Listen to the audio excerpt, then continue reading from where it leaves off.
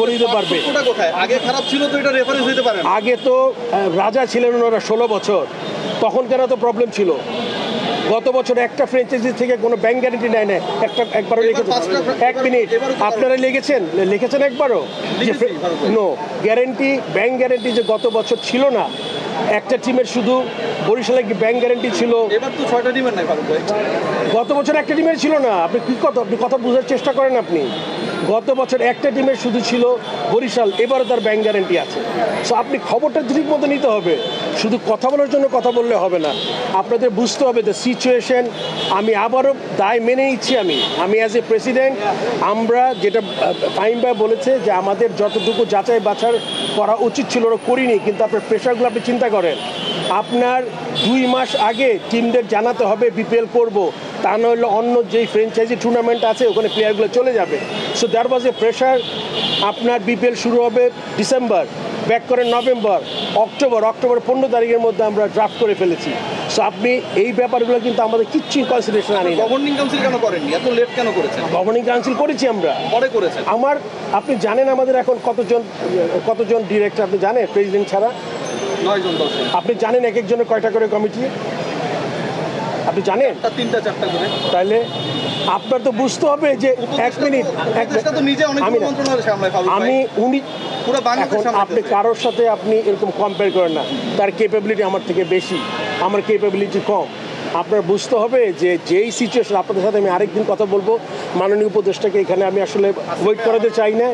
আমি অনেক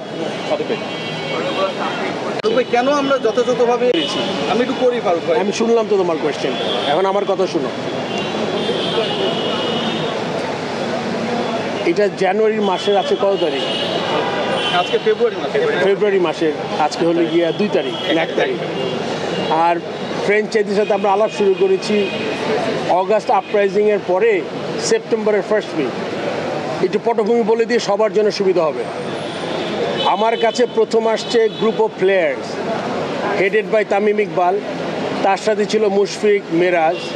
আমাকে প্রথম বলেছে আপনি বাংলাদেশ টিমের ক্যাপ্টেনের থেকে আপনি হয়েছেন হলো গিয়ে বোর্ড সভাপতি।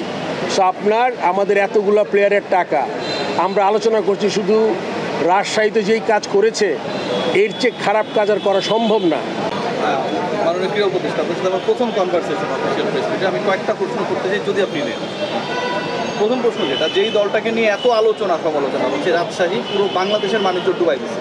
বিদেশি ক্রিকেটাররা বিপিএলে খেলে না, পরিবহন শ্রমিকরা ধর্মঘট করছে একটা দলের বিপক্ষে, 1.5 লাখ টাকার জন্য মালিক বের হতে পারে না। এখন পর্যন্ত বিদেশি ক্রিকেটার যারা, একটু আগে পর্যন্ত ESPN প্রিক ইনফো আমাকে ইনফর্ম করেছে যে তারা তাদের হোটেল ত্যাগ করতে পারেনি, বিমানের টিকিটটা দেওয়া হয়নি সেই ক্রিকেটারকে। এই দল এবারের বিপিএলে কিভাবে আসবে? এই ব্যাপারটা কি আপনি জানেন কিনা? একই সাথে বাকি দুজন রয়েছেন, ফারুক ভাই গভর্নিং কাউন্সিলের চেয়ারম্যান এবং ফাহিম ভাই রয়েছেন সদস্য সচিব। আপনারা নিশ্চয়ই এই ব্যাপারটার সাথে ইনভলভ ছিলেন। আপনাদের রোলটা কি ছিল to select Rajshahi as a BPL franchise? আগে আমি আপনার কাছে জানি। হ্যাঁ, আমার দিক থেকে হচ্ছে আমরা যেই সত্যানুসন্ধান কমিটি করেছি, এই কমিটি খুঁজে বের করবে যে যেই দলগুলোর আসলে এই সামর্থ্য ছিল না তারা কিভাবে আসলে এখানে আসলো। এবং আমি আজকে রাজশাহীর মালিকের সাথেও কথা বলেছি এবং আমি স্পষ্টভাবে বলেছি যে আপনি যদি এটা পে করতে ব্যর্থ হন তাহলে আমাদেরকে আইনি প্রক্রিয়ায় যেতে হবে। এবং বাংলাদেশের যেই ভাবমূর্তি ক্ষুণ্ণ হয়েছে, আমরা সবাই মিলে এত এফোর্ট দিলাম, শুধুমাত্র একটা দলের পেমেন্টগত এই অবহেলার কারণে এই পরিস্থিতিটা তৈরি হয়েছে। এবং এটার দায়িত্ব আসলে এর দায়টা কাদের উপর সেটা আমাদের সত্যানুসন্ধান কমিটি বের করবে এবং তারপর আমরা তাদের ব্যাপারে ব্যবস্থা নেব। ফাহিম ভাই, আপনার রোল কি ছিল to select Rajshahi as a member secretary of the governing council? আপনি কি জানতেন? আপনার তথ্যটা কী ছিল যেটার উপর ভিত্তি করে আপনি ট্রাস্ট করতে পারলেন এরকম একজন ফ্র্যাঞ্চাইজি মালিকের উপর?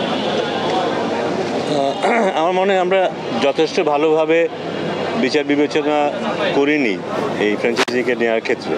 যতটুকু হিসেব নিকেশ করা প্রয়োজন ছিল, তাদের অভিজ্ঞতার কথা বলি, তাদের ফিনান্সিয়াল স্ট্রেংথের কথা বলি, এই বিষয়গুলো ভালোভাবে যাচাই বাছাই না করে বোধহয় আমরা ওদেরকে ইনক্লুড করেছি এই ফ্র্যাঞ্চাইজিতে, যার ফলশ্রুতিতে আমাদের এমন একটা ডিফিকাল্ট সিচুয়েশন